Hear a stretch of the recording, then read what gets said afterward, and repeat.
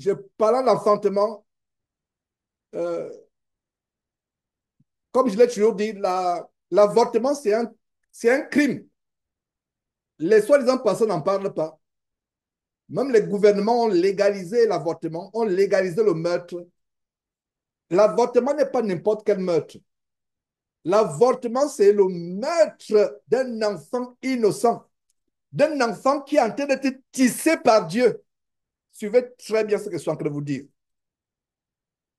Vous allez comprendre pourquoi l'avortement, c'est un péché tellement grave. Quand l'enfant est dans le ventre de sa mère, qu'est-ce qui se passe? Dieu est en train de le tisser. Dieu est en train de le tisser. Vous, femmes, ou vous, mari ou copain, vous forcez votre copine, déjà, c'est une abomination d'avoir une copine, alors que d'avoir une copine, vous avez une femme, rien qu'après le mariage, vous avez une femme. Vous n'avez pas une femme avant le mariage. C'est déjà une abomination d'avoir une copine. Donc, ceux qui contraignent leur copine, leur femme à avorter, et la femme aussi par peur avorte, tu es en train d'arracher dans les mains de Dieu un enfant qui est en train de tisser. Il y a plusieurs versets dans la Bible qui nous montrent comment Dieu est en train de façonner un enfant dans le sein de sa mère. Parce que quand l'enfant est dans le sein de sa mère, il est sous l'œuvre de Dieu. Donc l'avortement, ce n'est pas n'importe quel meurtre. L'avortement, c'est d'abord un meurtre, c'est un être vivant que vous tuez. Mais au-delà de cela, il y a l'acte d'arracher cet enfant des mains de Dieu ou Dieu en train de le tisser. Ça, c'est tellement grave. C'est tellement grave. C'est pour ça que nous venons dimanche, par la grâce de Dieu, pour approfondir les mystères de Dieu. Et c'est un grand mystère quand l'enfant est conçu. Dieu le tisse. Le tisse dans le... Dieu le façonne. Dieu met à lui le caractère. Il façonne de telle manière. Quand il sort, l'enfant sort étant vraiment un être complet, prêt à servir Dieu. En fait, quand l'enfant sort, c'est pour ça que vous voyez, les enfants sont tellement, ils ont une innocente beauté. L'enfant est innocent, la pureté, quand il vient de sortir, les heures où il sort ou les quelques jours, il a une pureté pas possible. Parce qu'il sort d'un endroit où c'est Dieu qui l'a préparé, Dieu l'a façonné. Maintenant, quand il commence à... Il prend de l'âge, il commence à regarder, par exemple, il y a une expression, je pense que ça va, l'enfant devient, on a l'impression de voir un petit démon. C'est pas parce qu'il est un démon, littéralement, c'est une image pour montrer que plus il prend de l'âge, surtout si vous avez un garçon comme il y a une expression que les Nigérians disent souvent, bouncing baby boy. Bouncing, ça veut dire que vous regardez un ballon de basket que vous tapez. Imaginez que vous avez un enfant, un garçon qui a cette énergie, vous avez du mal à le retenir. Et voilà ce qui se passe quand il y a l'avortement. C'est un enfant innocent qui ne peut pas se défendre, que vous tuez. Non seulement c'est un enfant innocent, donc c'est un meurtre dangereux. Oh, c'est terrible.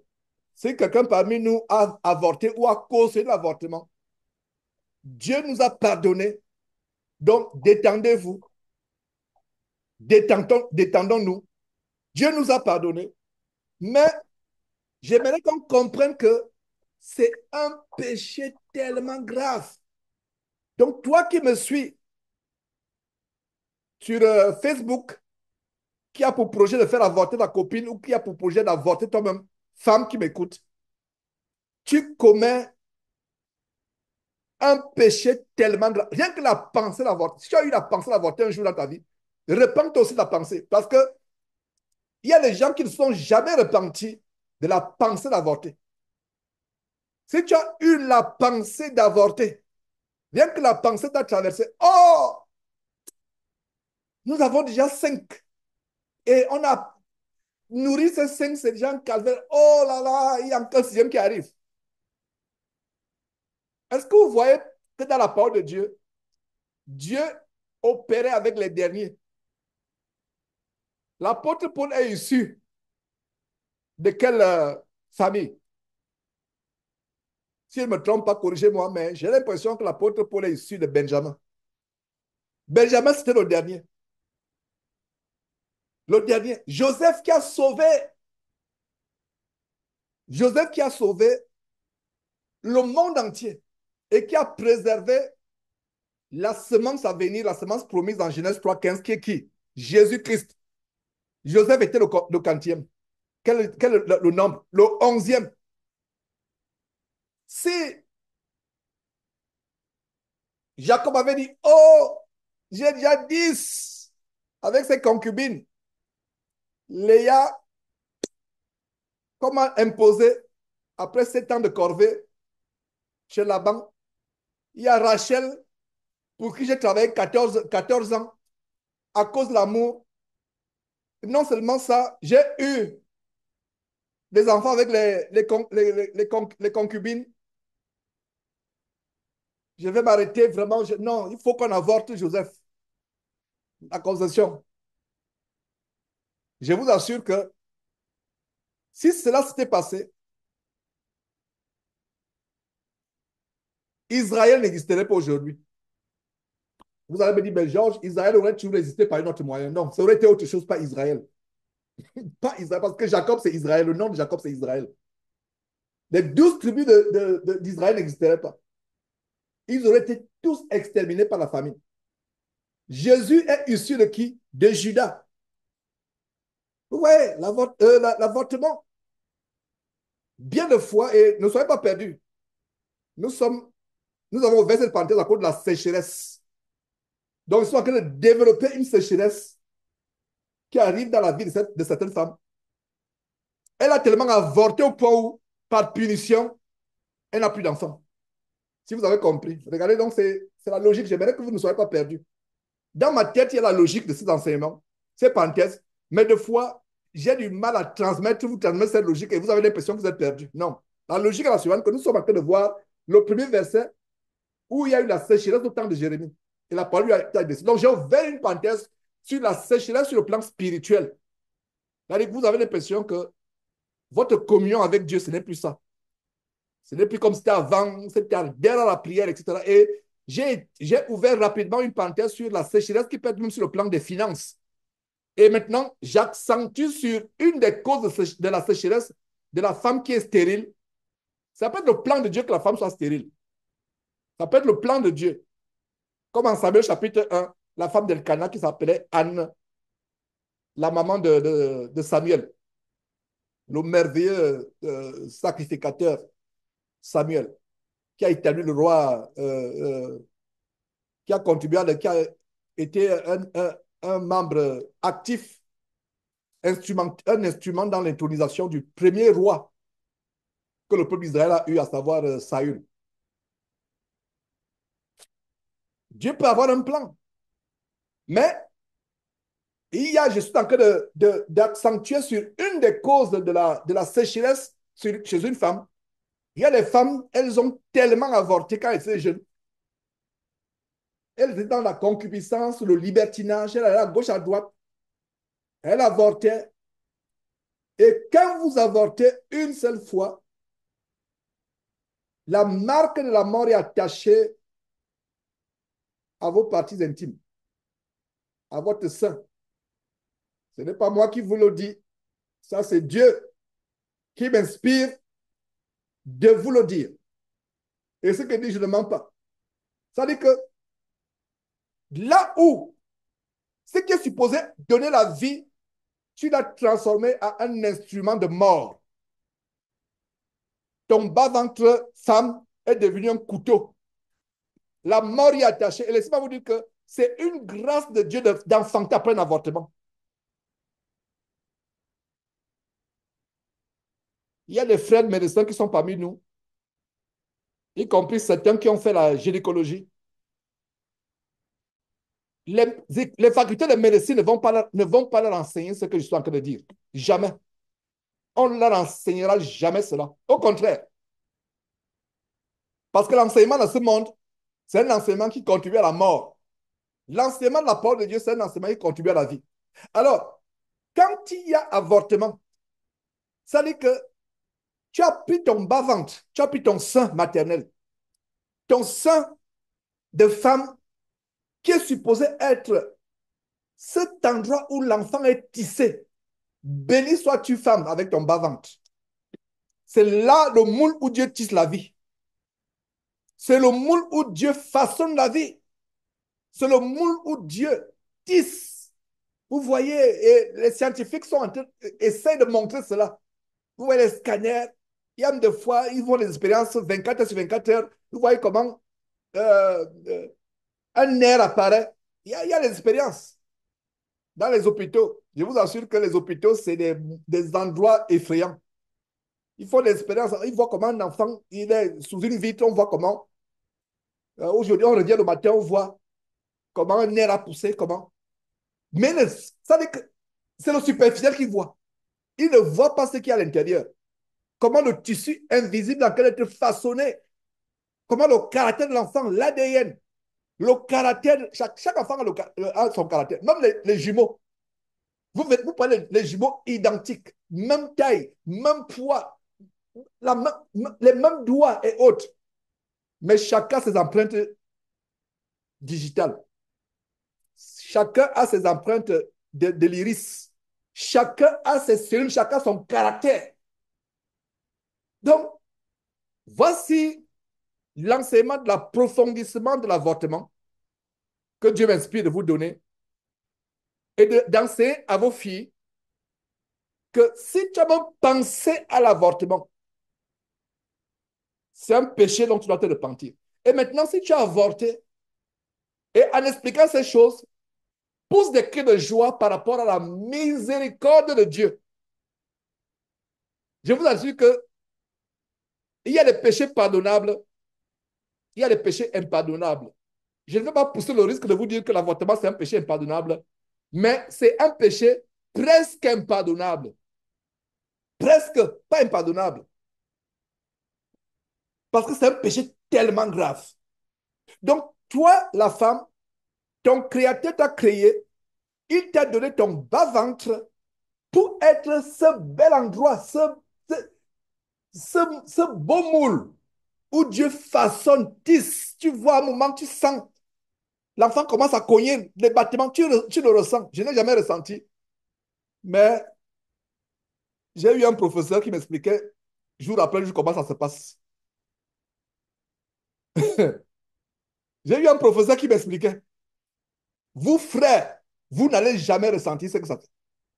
Bien de fois, l'enfant même te commande. On a l'impression que l'enfant te commande. Comme une femme, j'ai lu son histoire, elle a fait tuer son mari. Elle avait des envies terribles. Elle est sortie d'une relation où elle vivait avec un copain. Un copain, elle vivait dans le péché de la fornication. Elle est sortie de cette relation-là. Le copain est mort. Non, je crois que le copain l'a abandonné. Et elle est arrivée à un point où elle pouvait se suicider. Et finalement, elle a trouvé un mari qui n'était plus son copain. Et le copain, le mari qu'elle a trouvé lui a donné le temps de se remettre de la séparation. Je ne sais pas si c'était chrétien, mais il se comportait comme un chrétien. Il n'a pas voulu la toucher.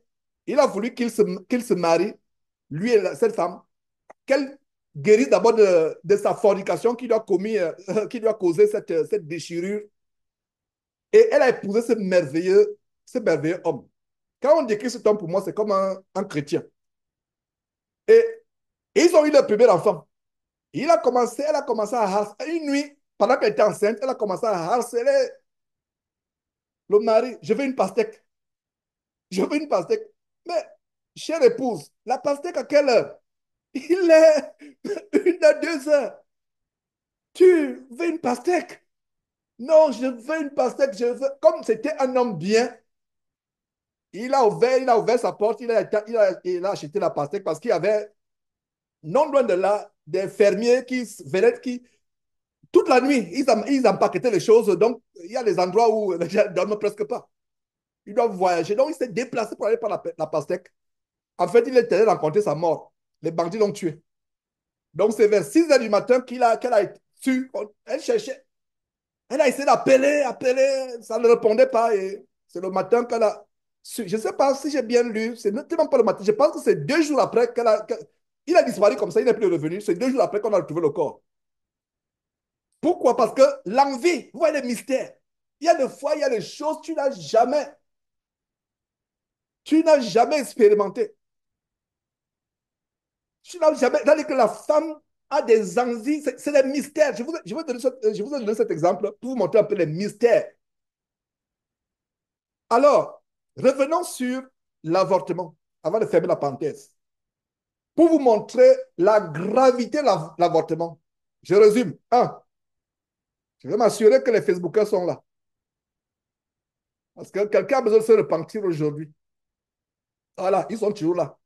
Voilà, il y a trois qui sont ajoutés. Très bien. C'est bon. Parce que quand je dis des choses, c'est vraiment, ça peut paraître difficile, mais c'est la vérité. Et Facebooker, la vérité affranchie. La vérité affranchie. Alors, nous ne savions pas ces choses. En tant qu'enseignant de la parole de Dieu, Dieu me révèle ces mystères pour que je vienne partager cela avec vous. C'est le mystère qu'on n'enseignera jamais à l'école. Disons l'école normale, l'école du monde. Revenons sur l'avortement, s'il vous plaît. Le fait d'avorter met en relief, en exergue plusieurs choses. Il y a le meurtre. Le meurtre d'un enfant innocent qui ne peut pas se défendre. Même si vous tuez quelqu'un qui s'est défendu avec le couteau, vous arrivez à le tuer, c'est un meurtre.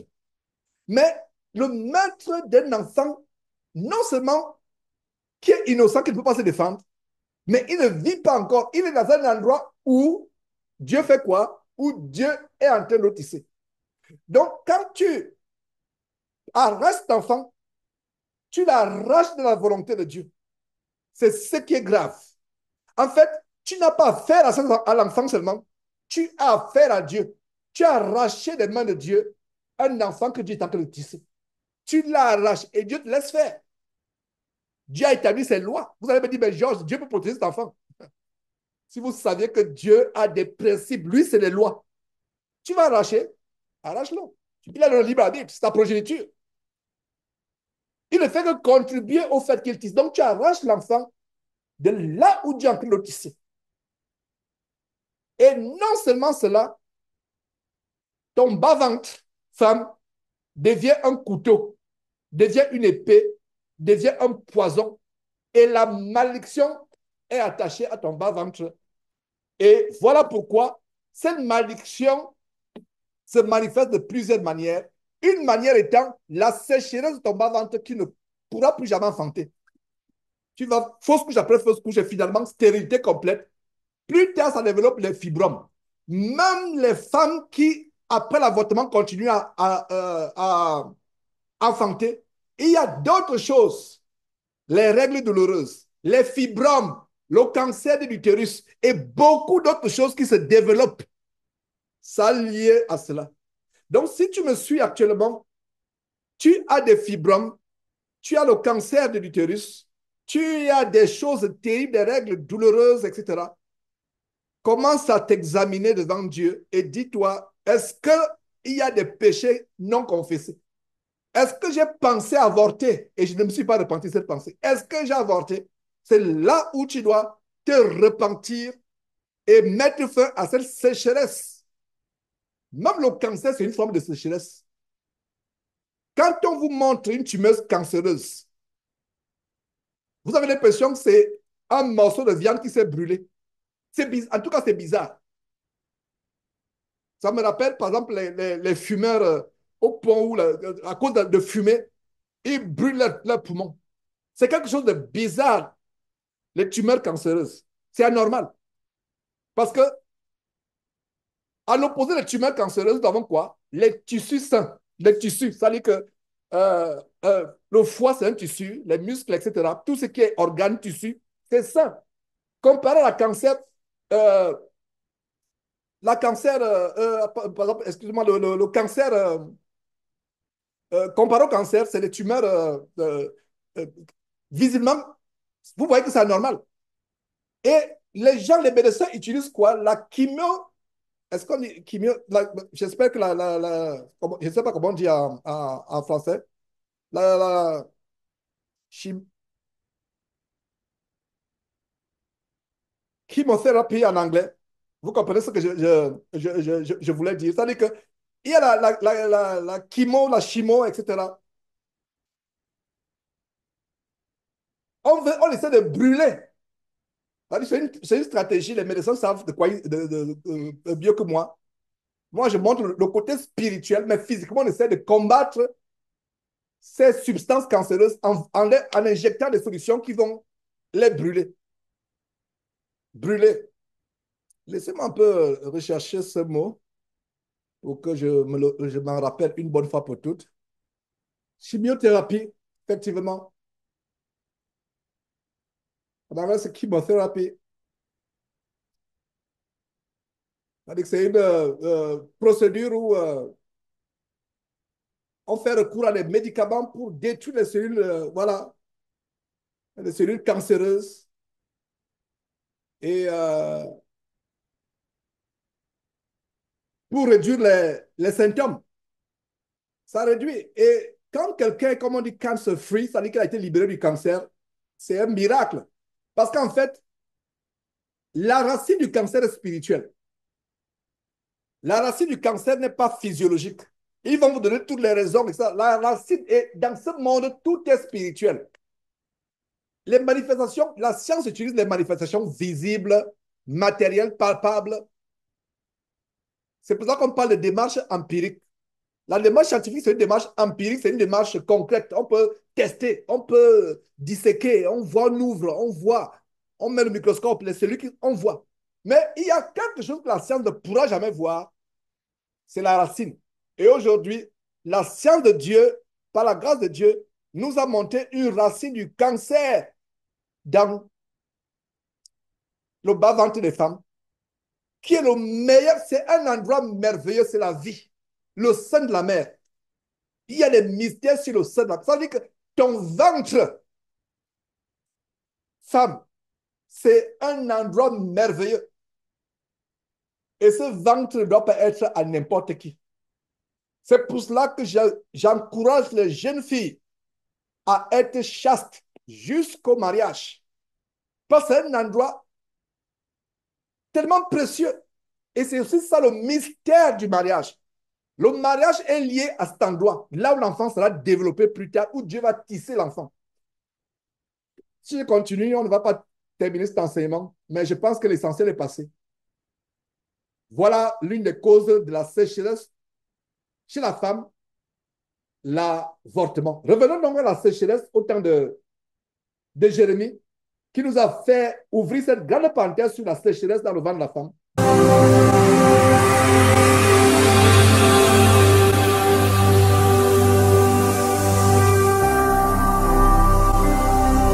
Jésus-Christ TV, vous connaîtrez la vérité et la vérité vous affranchira.